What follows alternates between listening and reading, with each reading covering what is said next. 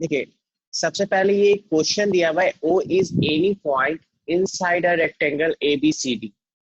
अच्छा आवाज क्लियर आ रहा है, एक बार बता दो। Yes sir. ओके है ना। Prove that O B square plus O D square is equal to O A square plus O C square. तो ये जो क्वेश्चन है ये बहुत ही आसान क्वेश्चन है, लेकिन किसी को डाउट था तो इस क्वेश्चन को सबसे पहले देख लेते हैं। इसमें दिया हुआ क्या है कि हमारे पास ए बी सी डी एक रेक्टेंगल है ना। ए बी सी डी हमने क्या कर लिया, रेक्टेंगल बना लिया। अच्छा रेक्टेंगल का सारा एंगल क्या होता है, 90 डिग्री। 90 डिग्री, ये सबको पता है। अब इस रेक्टेंगल के इनसाइड में एक पॉइंट है ना, जिसका नाम क्या है ओ। ठीक है, तो हम कोई भी पॉइंट ले लेते हैं इनसाइड द रेक्टेंगल, कहीं भी ले सकते हैं, ऐसा कुछ नहीं है कि हम बीच में ले या कहीं कहीं भी ओ पॉइंट ले लेते हैं। ठीक है, अब इसको क्या करना है, क्योंकि O B O D O ए और ओ सी दिया हुआ है, इसका मतलब हमको इसको ए से ज्वाइन करना है, फिर हमको इसको किससे ज्वाइन करना है, डी से ज्वाइन करना है, फिर हमको किससे ज्वाइन करना है, हमको सी से ज्वाइन करना है, और हमें इसे बी से भी ज्वाइन करना है। अब देखो इस क्वेश्चन में है क्या, करना क्या है। नॉर्मली ये देख के पता तो चल रहा है कि पाइथागोरस थ्योरम यूज करना होगा, लेकिन पाइथागोरस थ्योरम कब यूज होता है, किस ट्रायंगल में यूज होता है, right right angle angle. Triangle. लेकिन राइट एंगल ट्रायंगल तो यहाँ दिख नहीं रहा है, यहाँ चार चार ट्रायंगल दिख रहा है, लेकिन कोई भी राइट एंगल ट्रायंगल नहीं दिख रहा है। तो कुछ ऐसा करेंगे जिससे राइट एंगल ट्रायंगल बन जाए। तो उसके लिए हमें यहाँ पे एक कंस्ट्रक्शन करना पड़ता है। वो कंस्ट्रक्शन हम क्या करते हैं, पॉइंट ओ से एक पैरेलल लाइन हम ड्रॉ करते हैं। पॉइंट ओ से हम एक पैरेलल लाइन ड्रॉ करते हैं कुछ इस टाइप से। जैसे पॉइंट ओ से जब हम पैरेलल लाइन ड्रॉ करते हैं तो वो साइड ए डी और साइड बी सी को इंटरसेक्ट करेगा। हम ये सपोज कर लेते हैं कि वो साइड ए डी को इंटरसेक्ट कर रहा है ई पे, ठीक है, और साइड बी सी को इंटरसेक्ट कर रहा है एफ पे। ठीक है, और ई एफ जो है पैरेलल है किसके, ए बी के। अगर ए बी के पैरेलल होगा तो डी सी के भी पैरेलल होगा ही, होगा या नहीं होगा बताओ। ठीक है, यस सर। अब सबसे पहले एक बात बताओ, ये ए एंगल है वो 90 डिग्री है। अगर ए 90 है तो ई भी 90 होगा या नहीं होगा, क्योंकि दोनों पैरेलल है। और पैरेलल होता है तो ये दोनों एंगल क्या होता है, सप्लीमेंट्री।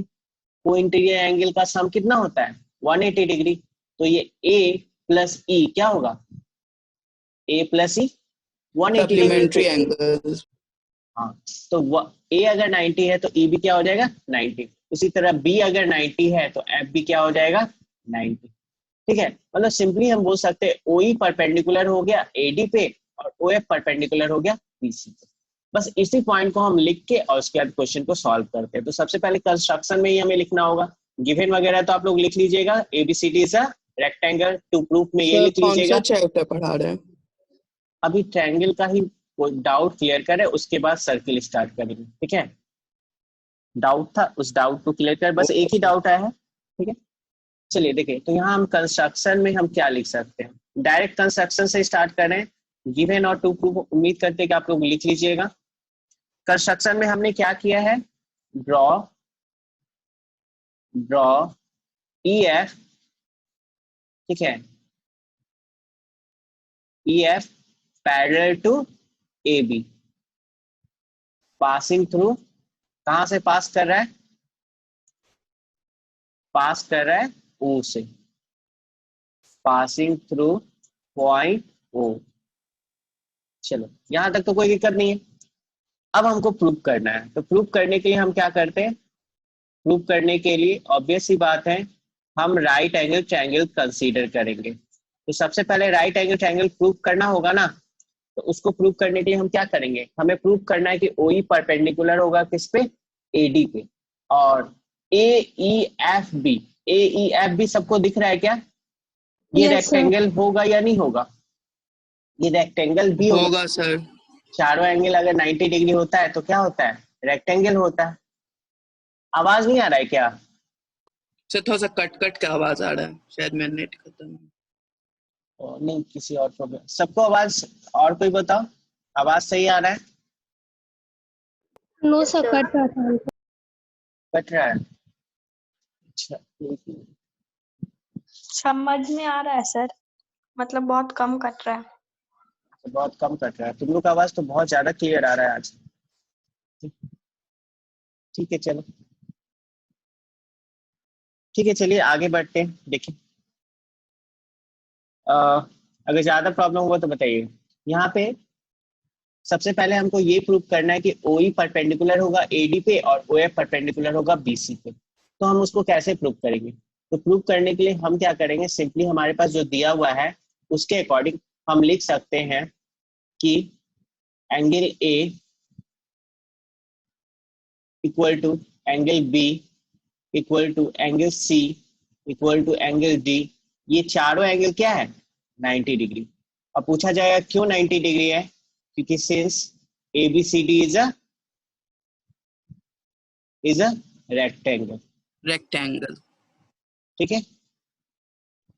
ऑल्सो हमारे पास ये भी दिया हुआ है कि EF पैरेलल किसके हैं? AB के, है ना। ये कैसे हो गया? By construction. तो अगर EF पैरेलल AB के है तो हम क्या लिख सकते हैं? देयरफॉर हम लोग लिख सकते हैं एंगल OEA। ठीक है, क्योंकि ये पैरेलल है इसके और ये 90 डिग्री है। OEA is equal to OFB is equal to, दोनों कितना हो जाएगा? 90 डिग्री। और ये क्यों हो रहा है? क्योंकि हमें पता है कि सम ऑफ को इंटीरियर एंगल कितना होता है? सम ऑफ 180। को इंटीरियर एंगल, है ना, को इंटीरियर एंगल्स इज 180 डिग्री। और हमको पता चल गया A 90 है तो E भी 90, है ना। तो देयरफॉर हम सिंपली लिख सकते हैं, क्या लिख सकते हैं? देयरफॉर हम लिख सकते हैं OE perpendicular to AD and हम ये भी लिख सकते हैं OF परपेंडिकुलर टू BC। और जब ये परपेंडिकुलर हो गया मतलब ये भी 90 ये भी 90, तो यहां से कंक्लूजन ये निकलता है, देयरफॉर कंक्लूजन ये निकलता है, ठीक है। देयरफॉर हम लिख सकते हैं ABFE and DCFE are rectangles. ठीक है, हम लिख सकते हैं क्या कि ये दोनों क्या है? रेक्टेंगल्स। इसमें कोई दिक्कत? अब रेक्टेंगल लेने के बाद अब हम क्वेश्चन को आसानी से प्रूव कर सकते हैं। अब बताओ पहले यहाँ तक समझ में आया या नहीं आया, तो आगे बढ़ेंगे। बोलो आयुषी।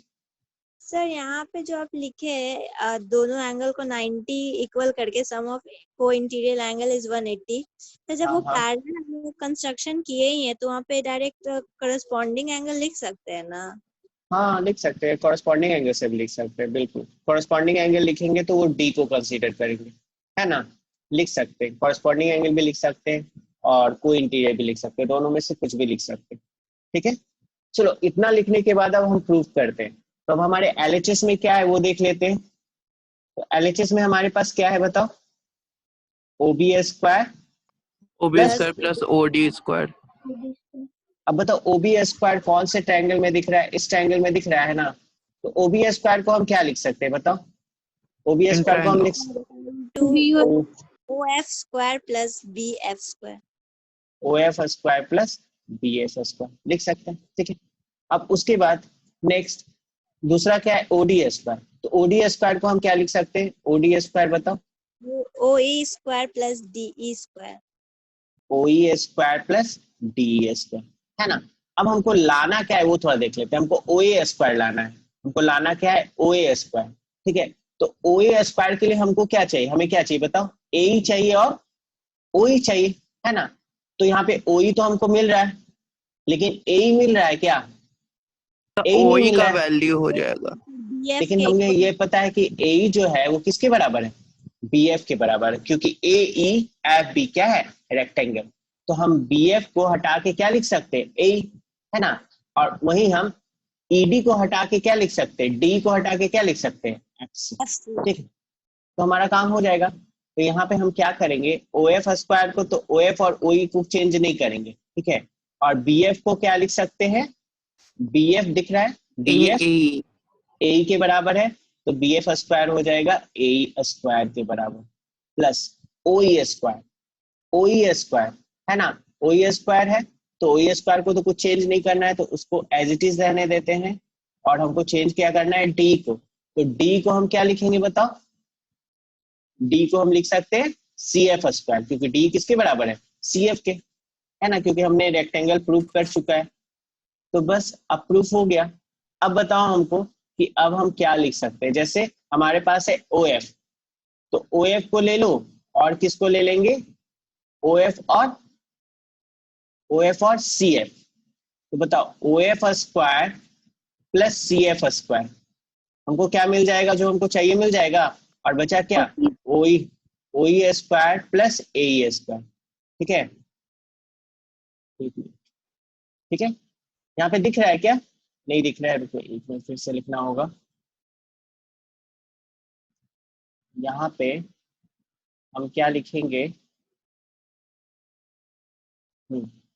सी एफ स्क्वायर के बाद हम क्या लिखेंगे, ओ ई स्क्वायर, ठीक है, और प्लस ए स्क्वायर। अब बताओ ओ एफ स्क्वायर और C F square, O F square दिख रहा है और C F square, O F और सी एफ ये दोनों मिलके क्या हो जाएगा, ओसी हो जाएगा,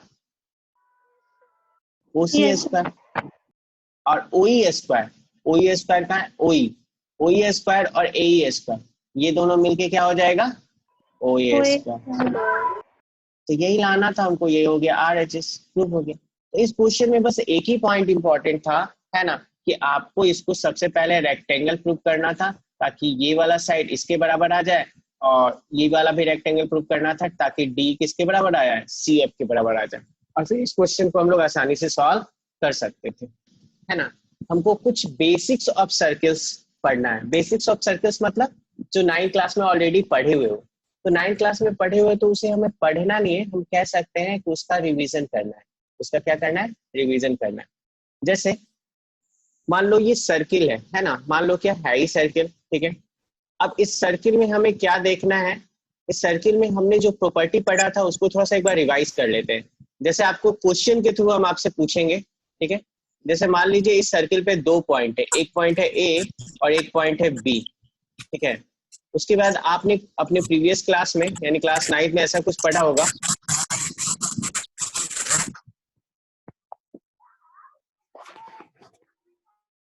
नाइन्थ क्लास में आपने कुछ ऐसा पढ़ा है जैसे कि ए बी अगर पी पॉइंट पे एंगल बना रहा है और उस एंगल का वैल्यू है 20 डिग्री, ठीक है। तो ए बी अगर इधर कहीं भी एंगल बनाए, है ना, ए बी यहाँ कहीं भी एंगल बनाए, तो ये एक्स का वैल्यू बता सकते हो कितना होगा, Sir, 20 degree. 20 degree sir. 20 degree, है ना। उम्मीद करते हैं ये वाला प्रॉपर्टी सबको पता होगा। तो इस प्रॉपर्टी में हम लोग ये पढ़ते थे कि angles in the same segment are equal, मतलब ये जो ए बी है ना, ए बी को हम जब ज्वाइन करते हैं तो ये पूरे सर्किल को 2 पार्ट में डिवाइड कर देता है ना, उसको हम सेगमेंट बोलते हैं, ठीक है। तो जो एक सेगमेंट में जितने भी एंगल ये ए बी जो आर्क है वो सबटेंड करेगा, सारा एंगल क्या होगा, इक्वल होगा, ठीक है। दूसरा भी रूल इसी से रिलेटेड था, आपको याद होगा कि जैसे यहाँ पे ए बी अगेन आर्क है, ठीक है, और उसके बाद मान लीजिए यहाँ पे कुछ एंगल बना रहा है, ठीक है। अगेन ले लेते हैं, ये पी पॉइंट पे कुछ एंगल बना रहा है और पी पॉइंट पे जो एंगल बना रहा है उसका वैल्यू है 40 डिग्री, और इस सर्किल का कहीं ना कहीं तो सेंटर होगा, ठीक है। ये सेंटर है कहाँ, ओ पे, ठीक है। तो अब आपको बताना है कि ओ पे जो एंगल बनेगा यानी एक्स, ये एक्स का वैल्यू क्या होगा। एक मिनट हमको पूछने दो, बताना मत, हमको पूछने दो किसी से। कौन बताएगा, रिवा तुम बताओ एक्स का वैल्यू क्या होगा। Sir, 80 degree. 80 degree, very good, है ना। तो सबको पता है कि सेंटर पे जो एंगल बनता है वो क्या होता है, सरकमफ्रेंस पे जो एंगल बनता है उसके क्या होता है, डबल होता है। तो ये हो गया 80 डिग्री, है ना। तो ये वाला रूल भी पढ़े हो, और एक सबसे ज्यादा इंपॉर्टेंट रूल है ना, और ये तो एकदम मस्ट है, आपको पता होना चाहिए, ऐसे इसी रूल से वो आया है, ठीक है। ये अगर ए बी हम इसका डायमीटर ड्रॉ करते हैं, सर्किल का डायमीटर ड्रॉ करते हैं, ठीक है, और ये सेंटर है ओ, ठीक है। तो आयुषी तुम बताना कि जो ए बी है ये सरकमफ्रेंस पे कितना एंगल बनाएगा। ये एंगल कितना होगा? 90 कितना होगा? 90 डिग्री। ठीक है, वेरी गुड। यानी आप लोग को पता है, यानी 9th आप पढ़ के आए हो अच्छे से, वेरी गुड। ठीक है, तो बस ये छोटा छोटा प्रॉपर्टी जो यहाँ यूज होगा, इसलिए एक बार रिवाइज करवा रहे हैं। ठीक है, तो आपको पता रहेगा, सबसे इंपॉर्टेंट है ये याद रखिएगा कि डायमीटर सर्कमफ्रेंस पे कितना डिग्री एंगल बनाता है? 90 डिग्री बनाता है, याद रहेगा। डायमीटर वो लाइन है, वो कॉर्ड है जो सेंटर से पास करता है। चलिए, इसके अलावा एक और थ्योरम है जो बहुत ही इंपॉर्टेंट था। ठीक है, जैसे मान लीजिए यहाँ पे एक ए बी कॉर्ड है। ठीक है, इसका जवाब देगी निधि। निधि हो? निधि तुम बताना। जैसे ये कॉर्ड है और इस कॉर्ड का लेंथ जो है ना, A B equal to chord का लेंथ दिया हुआ है 10 सेंटीमीटर। कितना दिया हुआ है? 10 सेंटीमीटर। अगर हम ओ से इस पे एक परपेंडिकुलर ड्रॉ करते हैं और ये जो परपेंडिकुलर है वो है डी, तो तुम बता सकते हो एडी का लेंथ क्या होगा? 5 सेंटीमीटर। एडी का लेंथ क्या होगा? 5 सेंटीमीटर। वेरी गुड, एडी का लेंथ क्या होगा? 5 सेंटीमीटर। डीबी का भी क्या होगा? 5 सेंटीमीटर। 5 सेंटीमीटर। तो ये प्रॉपर्टी आप लोग पढ़े थे। इस प्रॉपर्टी के अकॉर्डिंग क्या होता है? If you draw perpendicular from centre it bisects the chord. In short में अगर हम बोलते हैं तो परपेंडिकुलर फ्रॉम सेंटर, है ना, to a chord bisects it. ये पढ़े हो नियम सब? Yes sir. Yes sir. Very good. अब उसके बाद एक और रूल है जो हम यूज करेंगे, है ना, और ये भी उम्मीद करते हैं कि सब पढ़े होंगे। जैसे इसके अंदर एक क्वाड्रिलेटरल बना रहे हैं। ठीक है, आयुष तुम बताना, ये जो क्वाड्रिलेटरल है ए बी सी डी, इस क्वाड्रिलेटरल को हम क्या बोलते हैं? कौन सा क्वाड्रिलेटरल है ये? कौन सा क्वाड्रिलेटरल है ये? Cyclic quadrilateral. Cyclic quadrilateral, very good. ठीक है, अब उसके बाद इसमें एक प्रॉपर्टी होता है। ठीक है, इसमें एक प्रॉपर्टी होता है कि अगर आपके पास एंगल ए का वैल्यू पता है, एंगल ए का वैल्यू पता है 120 डिग्री। ठीक है, एंगल डी का वैल्यू पता है, एंगल डी का वैल्यू मान लीजिए है 80 डिग्री।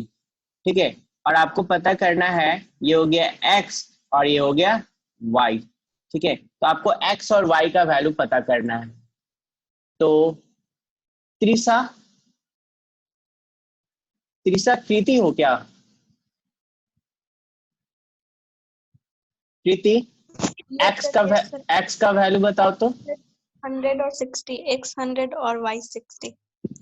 हम एक ही पूछे थे, दोनों बता दो। चलो कोई नहीं, ठीक है। ठीक है, तो ये पता होगा x का वैल्यू यहाँ क्या हो जाएगा? 100 और y का वैल्यू यहाँ क्या हो जाएगा? 60। लॉजिक क्या है कि angle A plus angle C, यानी साइक्लिक क्वाड्रिलेटरल के अपोजिट एंगल का सम क्या होता है? 180 degree. Angle B plus angle D, ये भी क्या होता है? 180 डिग्री। तो उम्मीद करते हैं कि ये 5 बेसिक्स ऑफ प्रॉपर्टी आपको आता होगा। इनफैक्ट आता है, उम्मीद क्या करते हैं, आप लोगों ने सबने सही जवाब दिया है, इसका मतलब सबको पता है। तो अब हम सर्किल स्टार्ट कर सकते हैं। अगर इन 5 में से किसी प्रॉपर्टी में दिक्कत है तो आप अभी पूछिए। सर बोलो। फर्स्ट वाला बताइए ना। फर्स्ट वाला ए बी Yes. आर्क है ना, अगर ए बी आर्क है तो इस आर्क से अगर हम सर्कमफ्रेंस पे कहीं भी एंगल बनाएंगे ना, तो कहीं भी एंगल बनाएंगे तो कोई सा भी पॉइंट हो, सारा एंगल इक्वल होगा। जैसे पी पे बनाए तो 20 डिग्री, और यहाँ क्यू पे बनाएंगे तो भी 20 डिग्री, और यहाँ पे अगर कोई पॉइंट ले ले आर पे, लेकिन ये सेम सेगमेंट में होना चाहिए, यानी ए बी के इस साइड ही होना चाहिए। ठीक है, आर पे भी बनाएंगे तो ये भी कितना होगा? 20 डिग्री। ठीक है, यही लॉजिक है। वैसे सबसे इंपॉर्टेंट ये हो गया आपका, और ये हो गया, और ये हो गया, ये तीनों सबसे ज्यादा इंपॉर्टेंट है। ठीक है, तो चलिए ठीक है। बोलो। जो 9th में पढ़े थे वो थ्योरम सिर्फ इसमें यूज होगा ना, वैसा वाला थ्योरम प्रूफ करने नहीं ना आएगा? नहीं नहीं, थ्योरम प्रूव नहीं करना, बस कॉन्सेप्ट यूज होगा, थ्योरम नहीं प्रूव करना है। 9th में पढ़े थे, याद है, बस उसको यूज करेंगे। बहुत आसान है, बहुत ही आसान है, सिर्फ देखते रहो। ठीक है, चलिए तो स्टार्ट किया जाए। Yes sir. चलिए स्टार्ट करते हैं। तो स्टार्ट करते हैं, सर्किल्स में हमें क्या पढ़ना है? तो एक ही टॉपिक पढ़ना है, सबसे अच्छी बात ये है। 9th में पता नहीं सब कुछ हम लोग पढ़ लेते हैं, लेकिन 10th में सिर्फ और सिर्फ एक टॉपिक पढ़ना है। तो वो टॉपिक क्या है? तो देखो ये सर्किल है, ठीक है, ये भी सर्किल है और ये भी सर्किल है, ठीक है। अब हम क्या कर सकते हैं, एक लाइन को ड्रॉ कर सकते हैं। कैसे ड्रॉ कर सकते हैं? जैसे एक लाइन को कुछ इस टाइप से ड्रॉ कर सकते हैं, यहाँ पे कुछ इस टाइप से ड्रॉ कर सकते हैं और यहाँ पे कुछ इस टाइप से ड्रॉ कर सकते हैं। यानी तीन ही टाइप से सर्किल में लाइन ड्रॉ किया जा सकता है सर्किल के लिए। तो पहले लाइन को हम देख पा रहे हैं कि 2 पॉइंट पे इंटरसेक्ट कर रहा है, दूसरा लाइन एक पॉइंट पे इंटरसेक्ट कर रहा है और तीसरा लाइन किसी भी पॉइंट पे इंटरसेक्ट नहीं कर रहा है। आप लोग में से कोई हमको बता सकता है इन तीनों केस के अलावा भी कोई केस पॉसिबल है क्या? इन तीनों केस के अलावा भी कोई केस पॉसिबल है?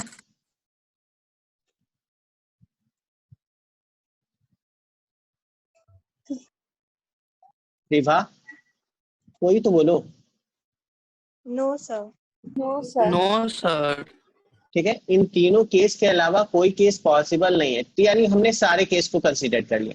चलो अब पहले केस की बात करते हैं। तो जब एक लाइन सर्किल को 2 पॉइंट पे इंटरसेक्ट करता है तो उस लाइन का नाम होता है सेकेंड, ठीक है। और जब एक लाइन एक सर्किल को सिर्फ और सिर्फ एक पॉइंट पे ये इंटरसेक्ट करता है तो उसका नाम क्या होता है? टेंजेंट, ठीक है। और ये लास्ट वाला लाइन जो सर्किल को इंटरसेक्ट नहीं करता है उसका क्या नाम होता है? कितने लोग बता सकते हो उसका नाम? हैंड रेज करो जिसको पता है, बताओ। कृति, क्या नाम है लास्ट वाले लाइन का? लास्ट वाले लाइन का नाम बता। तो बोले थे कि कुछ नहीं सर, आप तो बोले थे कुछ नहीं होता है। हाँ, हम यही बोले थे और एक्चुअल में कुछ नहीं होता है। जब ये इंटरसेक्ट ही नहीं कर रहा है तो कुछ कर ही नहीं रहा है, तो इसका नाम क्या रखो? बात समझ में आया? ये लाइन का लाइन ही है। तो अगर 2 पॉइंट पे इंटरसेक्ट करेगा तो सेकेंड और एक पॉइंट पे इंटरसेक्ट करेगा तो टेंजेंट। यानी टेंजेंट का डिफिनीशन अगर कोई पूछे तो सिंपली हम लिख सकते हैं कि a tangent to a circle is a line that intersects the circle at only one point, at only one point। अब यहाँ पे एक पॉइंट सबसे ज्यादा इंपॉर्टेंट है, उसको ध्यान रखिएगा कि ये जो टेंजेंट जिस पॉइंट पे सर्किल को इंटरसेक्ट करता है या जिस पॉइंट पे सर्किल को टच करता है, ये जो पॉइंट है ना, इस पॉइंट का नाम होता है पॉइंट ऑफ कॉन्टैक्ट। इस पॉइंट का नाम क्या है? पॉइंट ऑफ कॉन्टैक्ट, ठीक है। तो उम्मीद करते हैं कि इस स्लाइड में कोई दिक्कत नहीं हुआ होगा आपको। इस स्लाइड में कोई दिक्कत आपको? टेंजेंट सबको पता चल गया? बोलो बोलो। सर सेकंड और कॉर्ड में क्या डिफरेंस होता है? सेकंड और कॉर्ड में क्या डिफरेंट होता है? सेकंड एक लाइन होता है और कॉर्ड लाइन सेगमेंट होता है। लाइन और लाइन सेगमेंट में डिफरेंस पता है? Yes sir. है ना? तो secant is a line which intersects the circle at 2 point. और कॉर्ड क्या है? Chord is a line segment which is formed by joining any 2 point on the circle. ये पी और क्यू पॉइंट है ना, अगर इसको ज्वाइन कर देंगे तो ये क्या बनेगा? ये क्या बन जाएगा? कॉर्ड। तो कॉर्ड लाइन सेगमेंट है जो कि बना कैसे है? 2 पॉइंट, किसी 2 पॉइंट को जो सर्किल पे है 2 पॉइंट को ज्वाइन करने से। और लाइन सेकंड क्या है? सेकंड वैसा लाइन है जो क्या करता है? सर्किल को 2 पॉइंट पे इंटरसेक्ट करता है। क्लियर? और कोई डाउट? सर सेकंड का जो लाइन है उसको लाइन सेगमेंट में बना देंगे तो वो ना कॉर्ड रहेगा ना सेकंड बच जाएगा। अच्छा, तुम बोल रही हो कि तुम ऐसे कर दो, लाइन को ऐसे ड्रॉ कर दो ना? Yes sir. ऐसे ड्रॉ कर दो ऑब्वियसली। तो इसको सेकंड ऐसे हम कंसीडर करेंगे, इसको सेकंड में ही कंसीडर करेंगे क्योंकि नॉर्मली हम इसको लाइन ही बोलते हैं। लेकिन अगर सही में लाइन सेगमेंट ही बना दिया जाए तो सेकंड बोलेंगे नहीं, ठीक है। लेकिन नॉर्मल जो आपके बुक में दिया रहता है, अगर इस टाइप से लाइन ड्रॉ किया जाए तो वो सेकंड ही कहलाता है, ठीक है, जो सर्किल को 2 पॉइंट पे इंटरसेक्ट करता है। लेकिन सर्किल के 2 पॉइंट से को ज्वाइन करने से जो लाइन सेगमेंट बनता है उसको हम कॉर्ड बोलते हैं, ठीक है। क्लियर? Okay sir. ठीक है, चलो ओके, आगे बढ़े। Yes sir. चलिए नेक्स्ट, अब ये थ्योरम है जिसको हम लोग प्रूव करेंगे। थोड़ा सा हो सकता है ये थ्योरम आप लोग को समझ में नहीं आए, लेकिन अच्छी बात ये भी है कि एग्जाम पॉइंट ऑफ व्यू से बहुत ज्यादा इंपॉर्टेंट नहीं है, लेकिन जानना है, ठीक है। तो समझने की कोशिश करना कि कैसे करना, ठीक है। देखो है क्या, पहले क्वेश्चन समझते हैं। क्वेश्चन बोल रहा है tangent at any point to a circle, यानी एक सर्किल है और एक टेंजेंट है, ठीक है। is perpendicular to the radius through the point of contact. तो सबसे पहले हम क्या करेंगे, एक सर्किल ड्रॉ कर लेते हैं। एक सर्किल हमने ड्रॉ कर लिया। अब इस सर्किल पे हमें क्या ड्रॉ करना है, टेंजेंट। चलो एक टेंजेंट भी ड्रॉ कर लेते हैं। अब हमें चाहिए पॉइंट ऑफ कांटेक्ट और सेंटर ऑफ द सर्किल, दो चीज चाहिए, ठीक है। पॉइंट ऑफ कांटेक्ट हम क्या लेट कर लेते हैं, यहाँ पे ये पॉइंट ऑफ कांटेक्ट है जिसको हम लेट कर लेते हैं P। इसको हम क्या लेट कर लेते हैं, P। अब उसके बाद ये जो P से एक परपेंडिकुलर लाइन ड्रॉ किए, है ना, तो P से जो लाइन ड्रॉ किए हैं, है ना, और ये अगर सेंटर पे मिलता है, सेंटर मान लेते हैं O, तो बता सकते हो ये जो लाइन है OP, ये OP है क्या, सर्किल का क्या है, रेडियस है। OP क्या है, सर्किल का रेडियस है, ठीक है। यहां तक तो कोई दिक्कत नहीं है। अब ये OP जो सर्किल का रेडियस है, एक्चुअल में ये परपेंडिकुलर होगा, यही प्रूव करना है। अभी हमें नहीं पता कि ये परपेंडिकुलर है, ठीक है, लेकिन ये परपेंडिकुलर होगा, हमें ये प्रूव करना है। तो इसको कैसे प्रूव किया जाए, प्रूव करना बहुत ही आसान है, लेकिन प्रूव करने के पहले एक कॉन्सेप्ट आप लोग को पता होना चाहिए, ठीक है। वो कॉन्सेप्ट क्या है वो देख लेते हैं। वो कॉन्सेप्ट ये है कि देखो, मान लो आपके पास एक लाइन है, ठीक है, एक लाइन है, ये लाइन है और ये पॉइंट है O, ठीक है। अब यहां से अगर हम बहुत सारा लाइन ड्रॉ कर सकते हैं, जैसे OP, यहाँ पे OQ, यहाँ पे OR, यहाँ पे ON, यहाँ पे OM, ठीक है। बहुत सारा लाइन ड्रॉ कर सकते हैं कि नहीं हम, O से स्टार्ट हो रहा है जो, और इस लाइन पे टच करें, बहुत सारा लाइन ड्रॉ कर सकते हैं। लेकिन इन सारे लाइन में से आप बता सकते हैं कि सबसे शॉर्टेस्ट कौन होगा, सबसे शॉर्टेस्ट कौन होगा, OR। सबसे शॉर्टेस्ट कौन होगा, OR, ठीक है। और शॉर्टेस्ट लाइन, ठीक है, शॉर्टेस्ट लाइन एक ही है, बाकी लाइन दो दो है। OQ जितने लेंथ का है ना, OQ जितने लेंथ का लाइन है उतने लेंथ का एक और लाइन मिलेगा, OP जितने लेंथ का लाइन है उतने लेंथ का एक और लाइन मिलेगा। लेकिन OR जो है, OR सिर्फ और सिर्फ एक है और ये सबसे शॉर्टेस्ट, ठीक है। और शॉर्टेस्ट के साथ एक रूल होता है कि जो शॉर्टेस्ट लाइन होता है ना, वो क्या होता है, वो परपेंडिकुलर होता है। ये वाला रूल अगर समझ में आया तो ये क्वेश्चन बहुत ही आसान है। क्या ये रूल सबको पता है कि अगर किसी पॉइंट से किसी लाइन पे अगर हम शॉर्टेस्ट लाइन ड्रॉ करते हैं ना, तो वो शॉर्टेस्ट लाइन क्या होता है, परपेंडिकुलर होता है। क्लियर? अब इसी रूल का यूज करना है, क्योंकि ये रूल अगर नहीं पता रहेगा तो नहीं बनेगा, लेकिन ये रूल पता है तो बहुत ही आसानी से क्वेश्चन बन जाएगा, ठीक है। तो चलिए अब हम इस क्वेश्चन को बनाते हैं। तो क्वेश्चन को बनाने के लिए हमको हमारे पास सबसे पहले जो ऑप्शन है, हमें क्या करना होगा, हमें लिखना होगा सॉल्यूशन में गिवन, ठीक है। सबसे पहले हम लोग क्या लिखते हैं, गिवन। तो यहाँ गिवन लिखते हैं। गिवन में हम क्या लिखेंगे, सर्किल दिया हुआ था या सर्किल हमने अपने मन से बनाया, अपने मन से बनाया, तो हम लिखेंगे consider a circle with centre. बताओ विथ सेंटर क्या कंसीडर करेंगे, विथ सेंटर O, है ना। Consider a circle with centre O, ठीक है, यहां तक तो कोई दिक्कत नहीं। एंड टेंजेंट का नाम क्या रख लेते हैं, XY। टेंजेंट का नाम क्या रख देते हैं, XY। XY is a tangent. XY is a tangent to the circle. To the circle, है ना। With point of contact. With point of contact कौन सा है, P। P, very good. Point of contact P.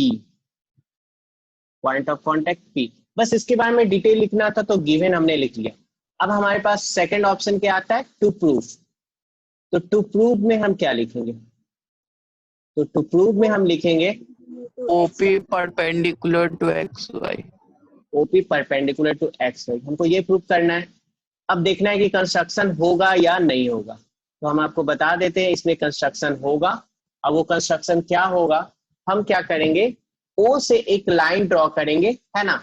Actual में क्या करेंगे कि XY पे P के अलावा P के अलावा कोई अदर पॉइंट ले लेते हैं, P के अलावा कोई अदर पॉइंट कौन सा ले लेते हैं, यहाँ पे ले लेते हैं एक्स वाई पे ही Q ले लेते हैं। P के अलावा कोई अदर पॉइंट कौन सा ले लेते हैं, Q, और OQ को हम ज्वाइन कर देते हैं। OQ को हम क्या कर देते हैं, ज्वाइन कर देते हैं। तो इसी को कंस्ट्रक्शन में लिखना है, तो क्या लिखेंगे, take a point Q on X Y, ठीक है, and join OQ, simple.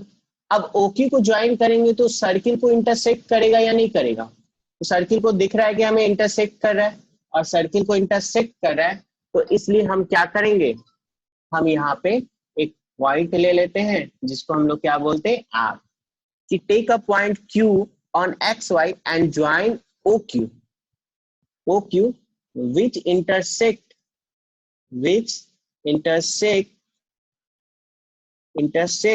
the circle at R। यहां तक कोई प्रॉब्लम नहीं है किसी को। अब फाइनली हम लिख रहे हैं प्रूफ। तो अब देखो प्रूफ थोड़ा सा जबरदस्त होने वाला है। तो सबसे पहले हम ये बोलने वाले हैं कि क्या ये जो लिखे हैं गिवन टू प्रूफ और कंस्ट्रक्शन, इसमें किसी को कोई दिक्कत नहीं ना है? No sir. चलिए, अगर इसमें नहीं दिक्कत है तो क्वेश्चन आप आसानी से समझ सकते हैं। तो देखो करने वाले क्या है, करने वाले सिंपल ये है कि आपको पता है कि OQ का लेंथ OP से ज्यादा होगा या नहीं ज्यादा होगा? होगा सर। ठीक है, हम क्या लिखेंगे, हम लिख सकते हैं इस पॉइंट को क्लियरली, स्टार्ट करते हैं हम कहां से, यहां से क्लियरली हम लिख सकते हैं, क्या लिख सकते हैं कि OQ is equal to OR plus RQ, ऐसा हम लिख सकते हैं। OQ is equal to OR plus RQ, क्या ये लिख सकते हैं, ये स्टेटमेंट सही है? Yes sir. क्यों ऐसा लिख रहे हैं, क्योंकि Q is a point outside the circle. Q एक पॉइंट है जो आउटसाइड द सर्किल है ना। अगर इनसाइड होता तो टेंजेंट बनता ही नहीं, इनसाइड होता तो टेंजेंट नहीं बनता, वो सिकेंट बन जाता। तो RQ हम लिख सकते हैं, OQ equal to OR plus RQ, यहां तक कोई दिक्कत नहीं।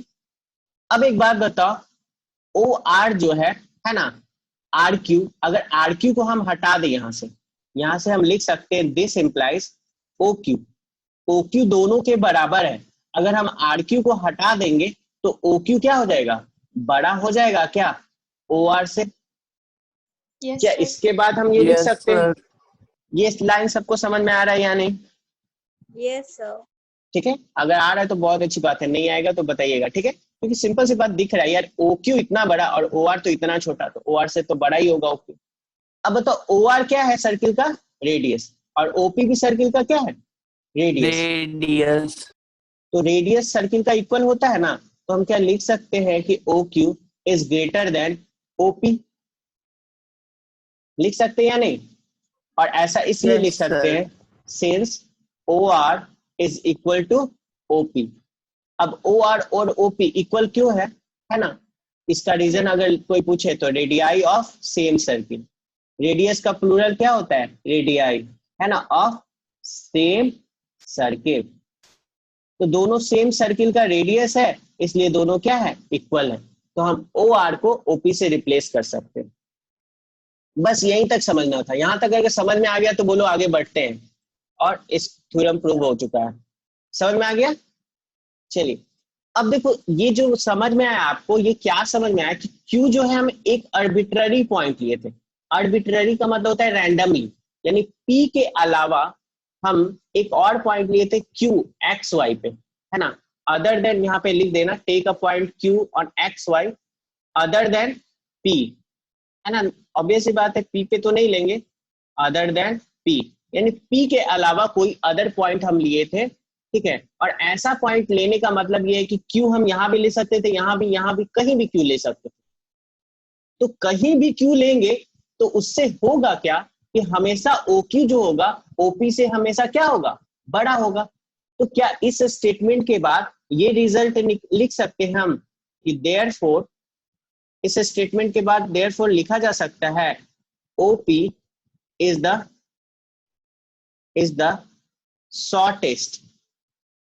Shortest OP is the shortest line segment formed by joining any point on xy, ठीक है। यहाँ पे अदर देन हम लिख सकते हैं, अदर देन पी, ऑब्वियस बात है, पी तो अलग है। OP is the shortest line segment form by joining any point on X Y to O, यानी कोई भी पॉइंट को अगर ओ से ज्वाइन करते हैं तो हमें जो सबसे छोटा लाइन नहीं मिलेगा वो क्या मिलेगा, सबसे छोटा लाइन क्या होगा, ओपी। और शॉर्टेस्ट क्या होता है, हाँ बोलो सर। ओपी ओक्यू से छोटा कैसे, ये समझ में आ गया, लेकिन शॉर्टेस्ट कैसे है वो नहीं, मतलब शॉर्टेस्ट होगा लेकिन वो प्रूफ कहाँ हुआ। प्रूफ हुआ ना, जो क्यू जो पॉइंट लिए हम, क्यू कौन सा पॉइंट है, एक्स वाई पे कोई भी पॉइंट है ना, वो तो एक हम टेक एनी पॉइंट लिए है ना, टेक अ पॉइंट मतलब टेक एनी पॉइंट क्यू, मतलब पी के अलावा कहीं पे भी हम क्यू लेंगे तो ओ क्यू तो बड़ा ही होगा या नहीं।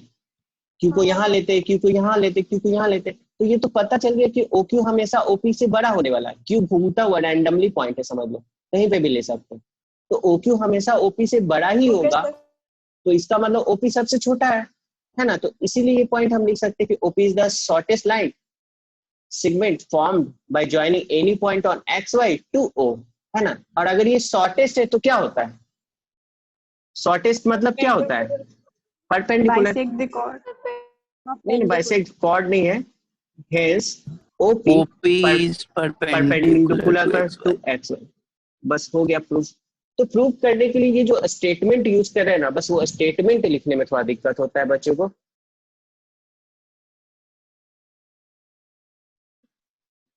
अब देखिए रिजल्ट आपके साथ शेयर करते हैं। रिजल्ट तो ऑब्वियस सी बात है, मैक्सिमम लोग सही बोल रहे हैं, है ना, मैक्सिमम लोग सही बोल रहे हैं, बट कुछ लोग गलत भी बोल रहे हैं, ठीक है। तो आपको बता देते हैं, ऐसे 4 और 2, 1 और 2 नहीं होगा।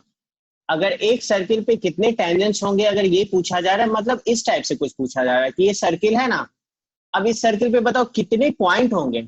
इस सर्किल पे बहुत सारा पॉइंट है, 1 2 3 काउंट करोगे तो कितना पॉइंट हो जाएगा, इनफाइनाइट, सारा, बहुत सारा यानी इनफाइनाइट। और हर एक पॉइंट से हम क्या ड्रॉ कर सकते हैं, एक टेंजेंट ड्रॉ कर सकते हैं। हर एक पॉइंट से हम क्या ड्रॉ कर सकते हैं, एक टेंजेंट। तो एक सर्किल का कितना टेंजेंट हो सकता है, इनफाइनाइट। आंसर क्या होगा, इनफाइनाइट।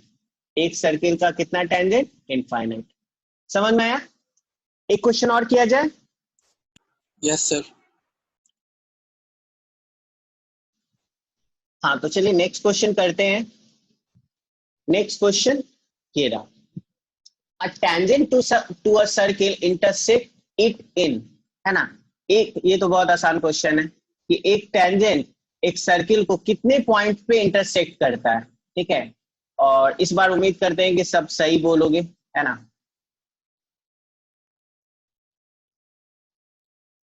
चलिए ऑप्शन सेलेक्ट कीजिए। एक टेंजेंट सर्किल को कितने पॉइंट पे इंटरसेक्ट करता है, इस बार गलती नहीं होना चाहिए किसी से। अरे यार, एक टेंजेंट एक सर्किल को कितने पॉइंट पे इंटरसेक्ट करता है। चलिए टाइम अप, बहुत ज्यादा टाइम वाला क्वेश्चन नहीं था, ठीक है। आप चलिए तो एंड करते हैं और आंसर शेयर करते हैं आपके साथ। अच्छा एक बात बताओ, आंसर दिख रहा है सबको। Yes sir. Yes sir. अच्छा ये बी और डी ऑप्शन वाले हैं कौन, आप बता सकते हैं क्या, जिनको बी और डी लग रहा है या गलती से लग रहा था। बी और डी कौन सा लग गया, बी और डी गलती से हो गया, गलती से हो गया था मेरे से। अच्छा चलो कोई बात नहीं। तो ऑब्वियस सी बात है, एक टेंजेंट एक सर्किल को कितने पॉइंट पे इंटरसेक्ट करता है, एक ही पॉइंट पे करता है। अभी तो डिफिनेशन पढ़े हैं कि एक सर्किल जो है और एक टेंजेंट अगर हम ड्रॉ करेंगे तो टेंजेंट उस सर्किल को सिर्फ और सिर्फ एक ही पॉइंट पे इंटरसेक्ट करेगा। चलिए नेक्स्ट क्वेश्चन देखा जाए। Yes sir.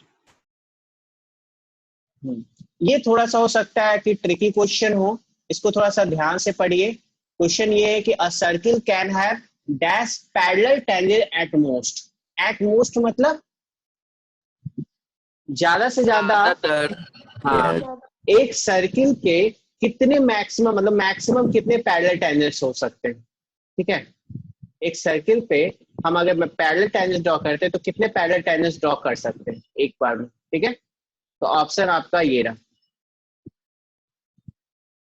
ऑप्शन देख लिए। चलिए, और आप ऑप्शन चूज कीजिए।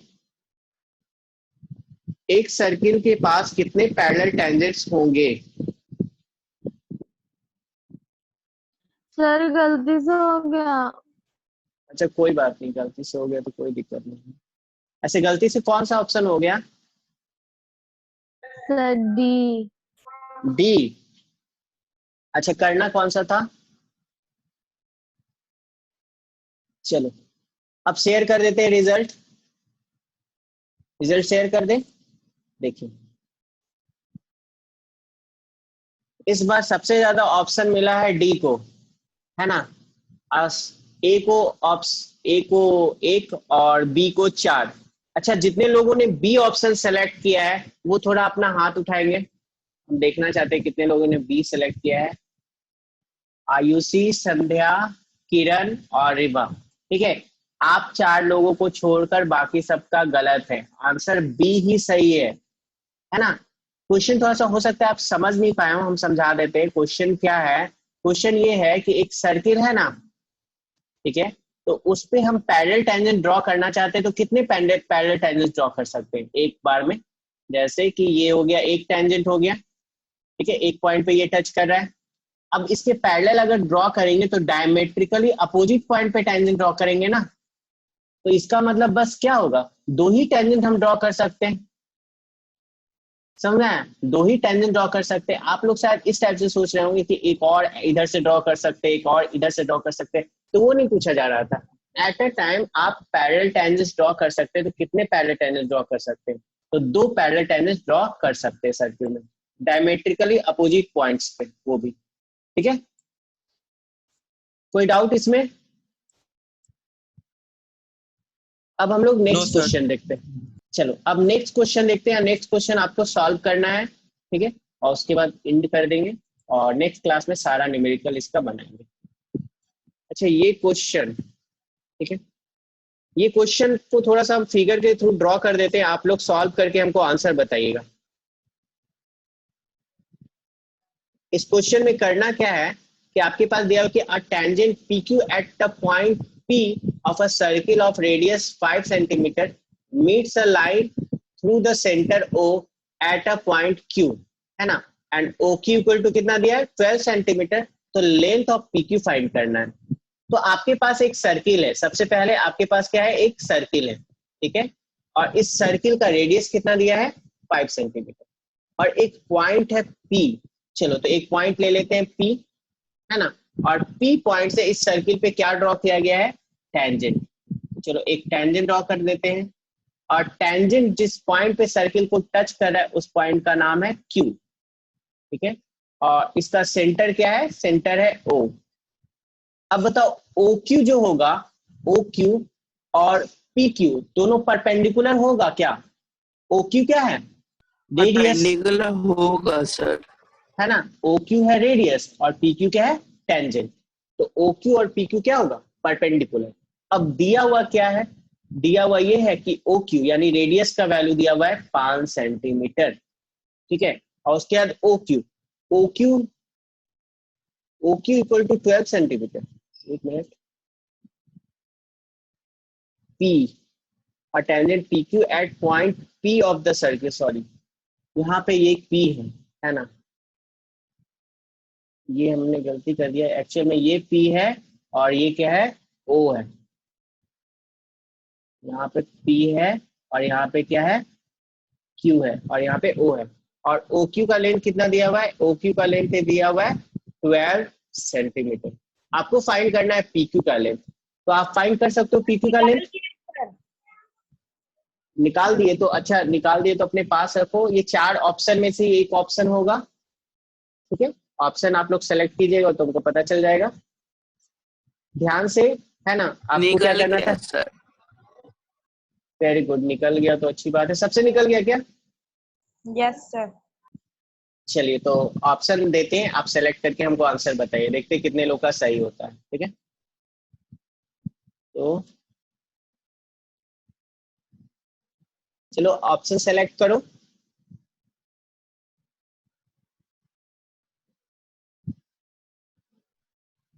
क्या बात है, इस बार तो लगता है सब सही कर दोगे। नहीं,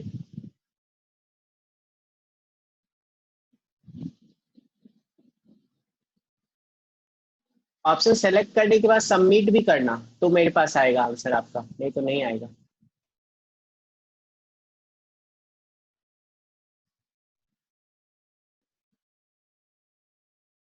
और बच्चे भी सबमिट कीजिए।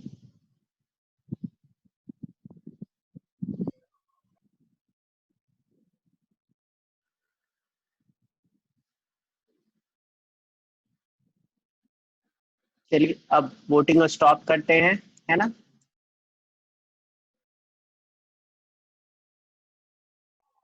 रिजल्ट जल्दी दिखाइए सर, 4% बैटरी है सिर्फ। अच्छा चलो देखो, दिख गया ऑप्शन यस डी, सर। है ना। अच्छा 3 1 4 1 5 ABC, ABC वाले आप लोग हैंड रेज कर सकते हैं क्या? अच्छा सब ऑप्शन आ जाते हैं, जितना ऑप्शन दिया जाए तुम लोग को सब मिल जाता है। सुजल कौन सा ऑप्शन आया था? तो बी। बी किए थे तुम, बनाए नहीं थे, डायरेक्ट कर दिए थे। चलो ठीक है। अच्छा ये 12 लोग हाथ उठाइए जिनका ऑप्शन डी आया है, एक बार हैंड रेज करो, हम थोड़ा देखना चाहते हैं कितने लोगों का आंसर डी आया है।